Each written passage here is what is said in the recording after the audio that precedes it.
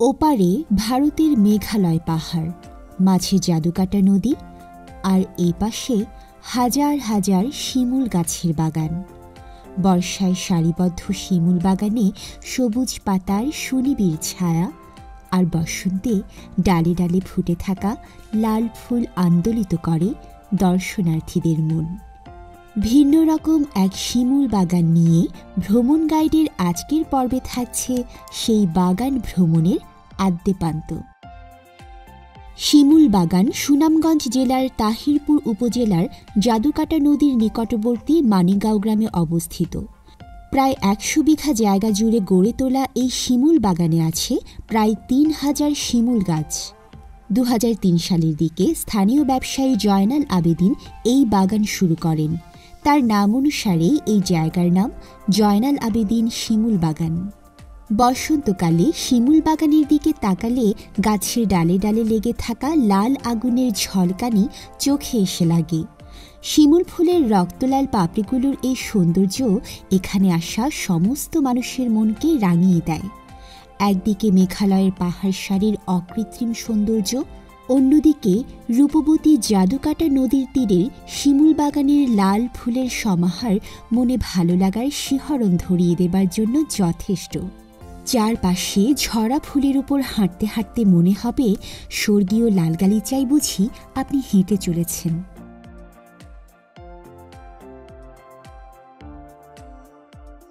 শিমুল বাগান ঘুরে দেখার পাশাপাশি আপনি কাছাকাছি আরও কিছু জায়গা একদিনেই ঘুরে দেখতে পারবেন। শিমুল বাগানের কাছেই জাদুকাটা নদী ও বারেক টিলা। বারেক টিলা থেকে মেঘালয়ের পাহাড় ও জাদুকাটার অপূর্ব রূপ আপনাকে প্রফুল্ল করবে। প্রায় ৫ কিলোমিটার দূরেই পাহাড় ঘেরা নীল জলরাশির শহীদ সিরাজ লেক, যা নীলাদ্রি লেক নামেও পরিচিত। আর বর্ষায় গেলে টাঙ্গুয়ার হাওর হয়ে সব জায়গা ঘুরে দেখা যাবে।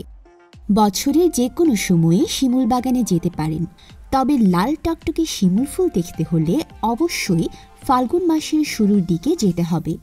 ফেব্রুয়ারির ১০ থেকে ২৮ তারিখের মধ্যে গেলেই সেখানকার বিস্ময়কর সৌন্দর্য উপভোগ করতে পারবেন সবচেয়ে ভালোভাবে।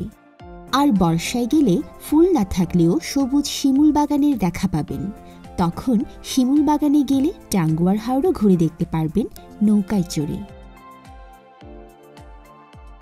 ঢাকার মহাখালী, গাবতলী, সায়েদাবাদ ও ফকিরাপুল থেকে এনা, হানিফ ও শ্যামলী পরিবহনের বাস নিয়মিত সুনামগঞ্জ রুটে যাতায়াত করে। নন এসি এসব বাসে ভাড়া লাগবে ৬৫০ থেকে ৭৫০ টাকা। বাসে সুনামগঞ্জ যেতে সময় লাগবে প্রায় ৬ ঘন্টা। শুকনো সময়ে সুনামগঞ্জ থেকে লাউরের গড় হয়ে অথবা তাহিরপুর হয়ে শিমুল বাগান যাওয়া যায়। যেভাবেই যেতে চান সময় লাগবে প্রায় ২ ঘন্টা। সারাদিনের জন্য গাড়ি রিজার্ভ করলে শিমুল বাগান সহ আশেপাশের অন্যান্য জায়গাও ঘুরে দেখা যাবে। মোটর সাইকেলে ২ জন যেতে পারবেন। সারাদিনের জন্য ভাড়া লাগবে ১,০০০ থেকে ১,৫০০ টাকা এবং সিএনজিতে ১,৭০০ থেকে ২,২০০ টাকা। খরচ কমাতে চাইলে সুনামগঞ্জ থেকে বাইকে বা সিএনজিতে লাউরের গড় পর্যন্ত গিয়ে নৌকায় নদী পার হয়ে যেতে পারবেন শিমুল বাগান। আর বর্ষাকালে টাঙ্গুয়ার হাওর দেখার পাশাপাশি শিমুল বাগান সহ বাকি সব জায়গা নৌকা নিয়েই ঘুরে দেখা যায়। শিমুল বাগানকে ঘিরেই কিছু অস্থায়ী খাবার দোকান আছে, প্রয়োজনে সেখানে খেতে পারবেন। এছাড়া বারেক টিলার নিচে লাউরের গড় বাজার, বড়ছড়া বাজার ও বাদাঘাট বাজারে কিছু মোটামুটি মানের দেশীয় খাবার হোটেল আছে। শিমুল বাগানের কাছাকাছি তেমন ভালো আবাসিক হোটেল নেই। যদি থাকতেই হয় তবে টেকেরঘাট নীলাদ্রি লেকের কাছে বড়ছড়া বাজারের হোটেল খন্দকার, হোটেল নীলাদ্রি অথবা মেঘালয়া গেস্ট হাউসে ৬০০ থেকে ১,০০০ টাকায় রুম পাওয়া যাবে। শিমুল বাগানের কাছে বাদাঘাট বাজারের আলমদিয়া হোটেল তুলনামূলকভাবে ভালো হবে। শিমুল বাগান ভ্রমণ নিয়ে যদি আরও কোনো প্রশ্ন থাকে তাহলে কমেন্ট করে তা আমাদের জানান।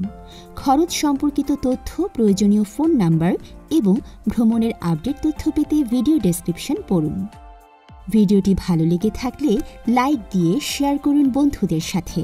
আর আমাদের ভ্রমণ গাইড চ্যানেলটি সাবস্ক্রাইব করা না থাকলে ঝটপট করে ফেলুন। অতি শীঘ্রই নতুন কোনো ভ্রমণ স্থানের বিস্তারিত নিয়ে আবার হাজির হব।